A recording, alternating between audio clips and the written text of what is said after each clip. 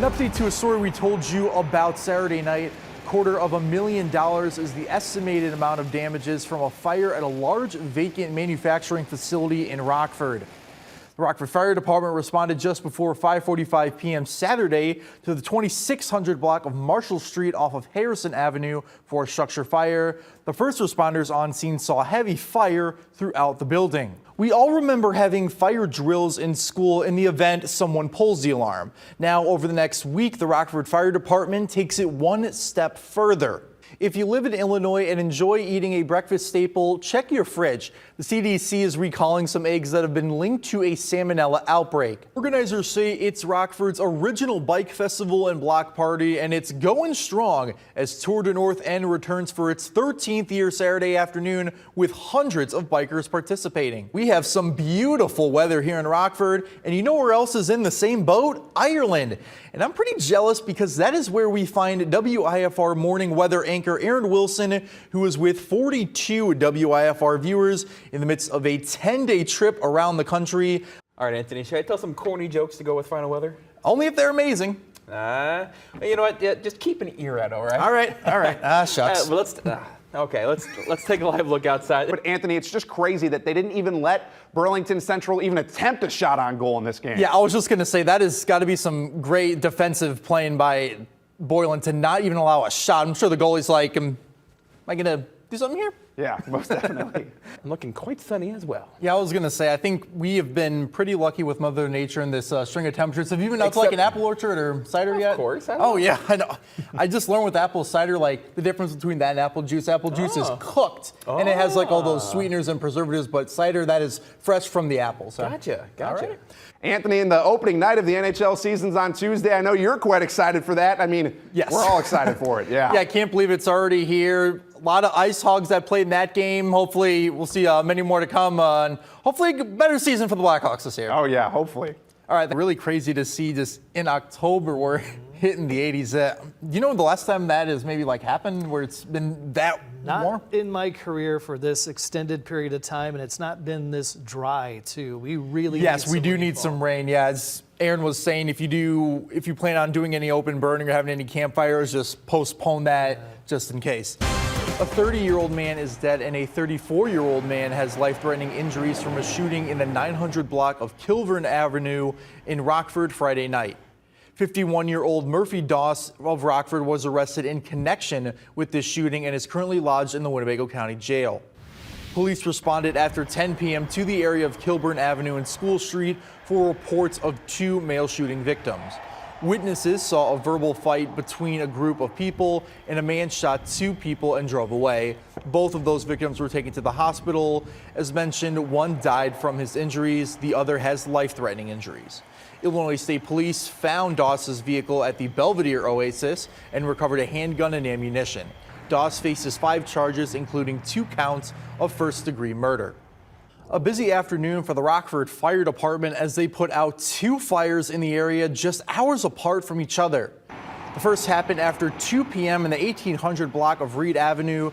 Units found heavy fire coming from an attached garage and spreading to nearby buildings. Then just before 5:45 in this video here, they were called to the 2100 block of Harrison Avenue. A reporter arrived on scene and saw flames coming from the building. More than a dozen units responded, and at least 5 of them were there as of just before this show. The Israeli military says it's recovered the bodies of 6 hostages killed by Hamas. One of those is 23-year-old Israeli-American Hirsch Goldberg Poland, whose parents spoke at the DNC in Chicago last month. Officials say Hirsch was one of 3 people to be released in early July. The California native was taken hostage while protecting friends and strangers at the Nova Music Festival on October 7th. Israeli Prime Minister Benjamin Netanyahu issued a statement Sunday saying whoever murders hostages does not want a deal. The Hostages Families Forum called out the Prime Minister to stop blaming everyone and take responsibility for his failures. If you live in Illinois and enjoy eating a breakfast staple, check your fridge. The CDC is recalling some eggs that have been linked to a salmonella outbreak. The recalled eggs are labeled Milo's Poultry Farm or Tony's Fresh Market and were shipped to stores and restaurants nationwide, including in Illinois. The organization says no deaths are reported, though at least 65 people got sick, 24 were hospitalized.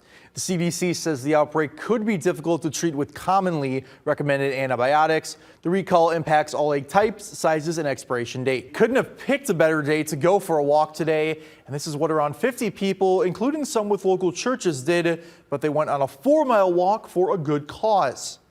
The Crop Walk for World Hunger started at Riverfront Museum Park and is in its 38th year in Rockford.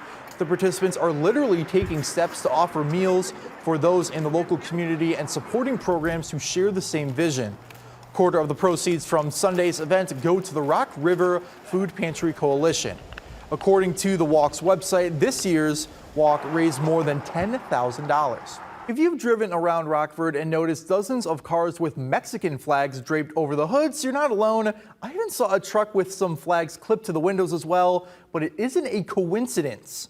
This is for Mexican Independence Day, a celebration to mark the end of Spanish rule in Mexico and the start of an independent country.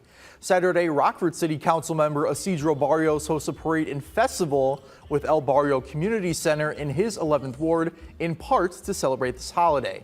This event was made possible by the city's Forward for Fun initiative, which uses funds to bring people together post-COVID. Using one of the fastest growing sports for a good cause, that's the goal of Voices of Stevenson County's first pickleball tournament to raise awareness on domestic violence.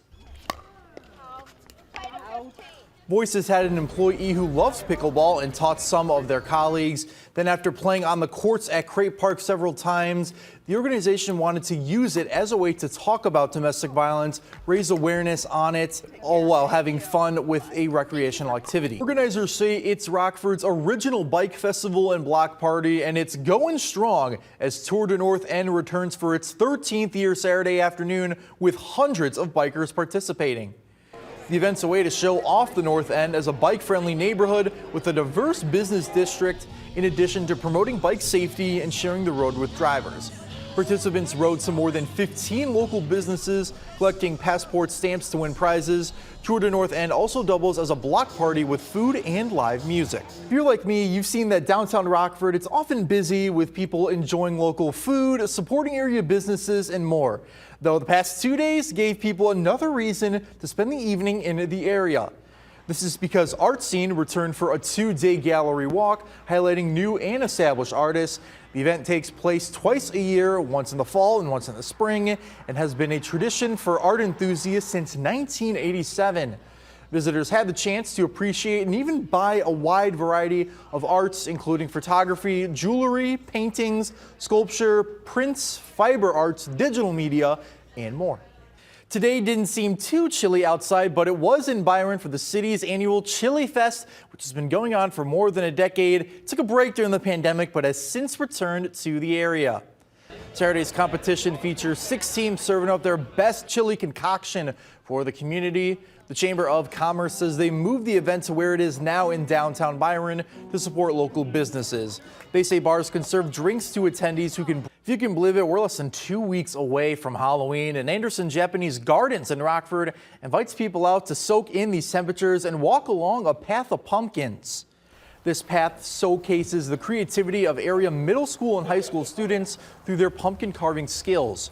The students represent 15 schools and organizations this year. Voting started today and runs through next Saturday. People will get a voting card with each admission. Winners will be announced on the Garden social media page on the 28th. The top 3 will earn a cash prize. Bringing the community together to support Rockford's Midtown District, that is the vision of the area's 3rd annual Midtown Block Party Saturday afternoon. Hosted by Inscape Collective, this year's festivities include more vendors, more music, and a result of the word spreading on this event, more people in attendance. The event also gave away free produce to the neighbors. It's pretty neat. And Inscape's co-executive director says more stores in Midtown have opened up since the event started 3 years ago.